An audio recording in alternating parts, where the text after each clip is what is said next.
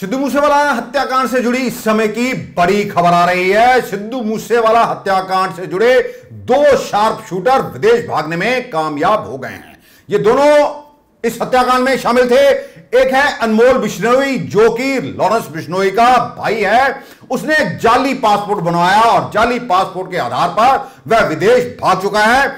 उसका असली नाम है अनमोल बिश्नोई, पिता का नाम है लविंदर कुमार और गांव है दातरियावाला, जिला फाजिल्का, पंजाब का वह रहने वाला है। लेकिन इसने अपना जाली पासपोर्ट बनवाया जिसमें इसकी मदद इसके भाई लॉरेंस बिश्नोई ने की थी।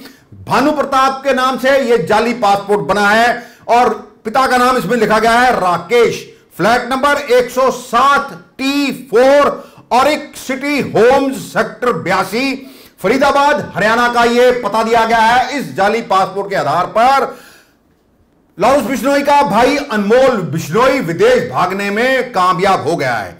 दूसरा व्यक्ति है सचिन थापन, जो कि लॉरेंस बिश्नोई का भांजा बताया जाता है। वह उसका असली पता है, उसके पिता का नाम शिवदत्त है और पिता है उसका नाम, जो असली पता है उसका, वो भी विलेज है दातरियावाला, डिस्ट्रिक्ट फाजिल्का, पंजाब का वो रहने वाला है। लेकिन वह जो भागा है, जाली पासपोर्ट उसका बना था तिलक राज के नाम पर। पिता का नाम इसमें लिखा है भीम सेन।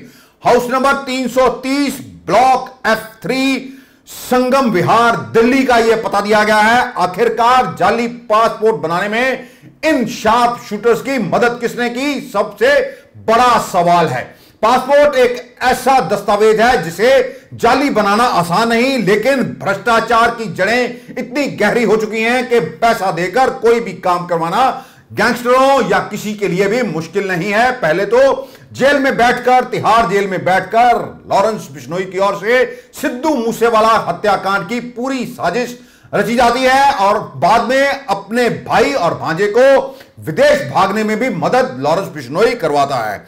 आखिरकार हमारी एजेंसियां क्या कर रही हैं? नेता पैसे इकट्ठे करने में लगे हुए हैं।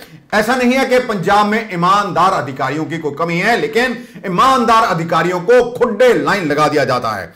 नेताओं के इशारे पर ना चलने वाले अधिकारियों को ऐसे स्थान पर लगाया जाता है जहां पर उन्हें पानी पिलाने के लिए कोई दर्जाचार कर्मचारी भी नहीं होता।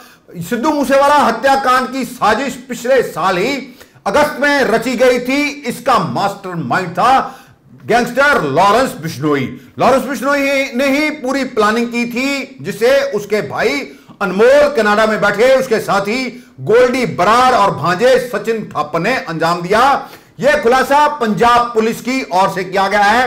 एंटी गैंगस्टर टास्क फोर्स के एडीजीपी प्रमोद भान ने यह कहा है कि जनवरी में ही मूसेवाला की हत्या की प्लानिंग थी। हालांकि उस वक्त यह वारदात को अंजाम नहीं दे पाए। यही नहीं, लॉरेंस ने फर्जी पासपोर्ट बनाकर अपने भाई अनमोल और भांजे थापन को, सचिन थापन को विदेश भेज दिया ताकि हत्या के बाद वह पुलिस के हत्थे ना चढ़ें।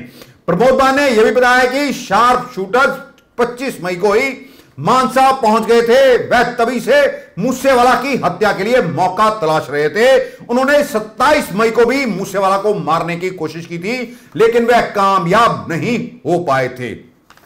सबसे बड़ा सवाल है कि आखिरकार किस तरह जाली पासपोर्ट बना दिए जाते हैं और इनमें कौन कौन लोग शामिल हैं, इस बात का खुलासा नहीं हो पाता है। सिद्धू मूसेवाला हत्याकांड एक बहुत बड़ा हत्याकांड था, क्योंकि वह विदेशों में भी सिद्धू मूसेवाला खासा मशहूर है और कांग्रेस की टिकट पर विधानसभा चुनाव मानसा से ही सिद्धू मूसेवाले ने लड़ा था। इसीलिए पूरी पुलिस फोर्स और एजेंसियां सिद्धू मूसेवाला के कातिलों को ढूंढने में लग गई और जैसे जैसे जांच आगे बढ़ती गई, पुलिस को कई क्लू उनके हाथ लगते रहे।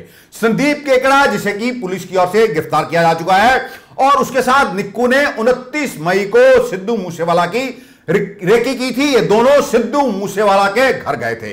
इन्होंने मूसेवाला के साथ सेल्फी भी ली थी। फिर वीडियो कॉल करके गोल्डी बराड़ और सचिन थापन को मूसेवाला के बारे में जानकारी दी थी कि मूसेवाला बिना सिक्योरिटी और बिना बुलेट प्रूफ कार के अपनी थार जीप में कहीं जा रहा है। इसके बाद इन्होंने कुछ दूर तक थार जीप का पीछा भी किया था। आगे रोड पर करोला और बलेरो में शार्प शूटर मौजूद थे।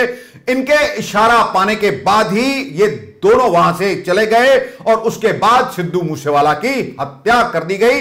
एडीजीपी ने यह भी बताया है कि मोहाली में विक्की मिद्दू खेड़ा के कत्ल का ही सिद्धू मूसेवाला के हत्या से संबंध बना है और सिद्धू मूसेवाला का कत्ल हुआ है उसे भी इसलिए मारा गया है क्योंकि लॉरेंस बिश्नोई को शक था कि मिड्डू खेड़ा के कत्ल में मूसेवाला कहीं ना कहीं शामिल है। मिड्डू खेड़ा लॉरेंस बिश्नोई का कॉलेज के जमाने से ही दोस्त था। मिड्डू खेड़ा के कत्ल के बाद से ही लॉरेंस बिश्नोई बदला लेने के लिए सिद्धू मूसेवाला को मारने के लिए मौके तलाश रहा था। एडीजीपी ने यह भी खुलासा किया, मूसेवाला हत्याकांड की पूरी साजिश रचने के बाद लॉरेंस बिश्नोई ने अपने भाई अनमोल और भांजे सचिन थापन को सबसे पहले सुरक्षित जगह पर भेजना था, इसलिए उसने फर्जी पासपोर्ट बनवाए और उन्हें जनवरी में ही विदेश भेज दिया। हालांकि जनवरी में इनका प्लान फेल हो गया था, तब वह सिद्धू मूसेवाला को मार नहीं पाए थे। पुलिस को काफी और भी कई अहम जानकारियां मिल रही हैं जिसे लगातार पुलिस जो पत्रकारों के सामने बता भी रही है। लेकिन अब सबसे बड़ा सवाल है, आखिरकार अनमोल बिश्नोई जो कि लॉरेंस बिश्नोई का भाई है, उसका जाली पासपोर्ट बनाने में उसकी मदद किसने की? कौन लोग हैं जो देश की जड़ों को खोखला कर रहे हैं? और सचिन थापन, इसकी भी जाली पासपोर्ट बनाने में मदद किसने की? जांच को भटकाने के लिए यह भी लॉरेंस के भाई ने, सचिन थापन ने एक प्राइवेट चैनल को, निजी चैनल को फोन किया था और कहा था कि मूसेवाला को उसने गोली मारी। उस वक्त सचिन विदेश में बैठा था, वह चाहता था कि पुलिस अपने पथ से भटक जाए, जांच को भटकाने के लिए ही उसने ऐसा किया था। प्रमोद मान ने यह भी बताया कि मूसेवाला की हत्या में पिस्टल और एके सीरीज के हथियारों का इस्तेमाल हुआ। एके 94 के इस्तेमाल को हालांकि उन्होंने कहा इस पर कोई पुख्ता सबूत नहीं मिले हैं।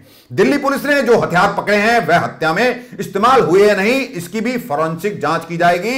इसके अलावा दिल्ली पुलिस की ओर से पकड़े गए शार्प शूटर प्रियवत फौजी से भी पंजाब पुलिस शीघ्र ही पूछताछ करेगी। ऐसे और भी कई नाम सामने आएंगे जिन पर उम्मीद नहीं की जा सकती कि यह भी हत्याकांड में शामिल हो सकते हैं। किस तरह गैंगस्टर्स का एक पूरा नेटवर्क है, जेल से बैठकर ही यह तय किया जाता है कि किससे फिरौती लेनी है और अपना टारगेट किसे बनाया जाना है। और अधिकारी चंद पैसों के लिए इन गैंगस्टरों और अपराधियों के हाथों में खेलते हैं, वरना अंदर इन्हें मोबाइल और तमाम सुविधाएं मुहैया कौन करवाता है, यह सबसे अहम सवाल है। आखिरकार अभी तक उन अधिकारियों के नाम सामने क्यों नहीं आए जिन्होंने लॉरेंस बिश्नोई की जेल में बैठे हुए मदद की थी? क्योंकि तिहाड़ जेल में मोबाइल जाना कोई आम बात नहीं है।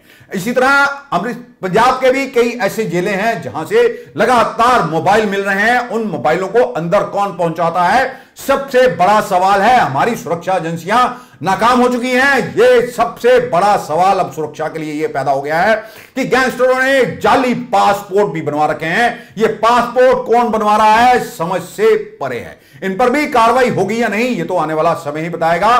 कुल मिलाकर सिद्धू मूसेवाला हत्याकांड में अभी बहुत से कई ऐसे रहस्य हैं जिनका पर्दा एक एक करके पंजाब पुलिस की ओर से उठाया जाएगा।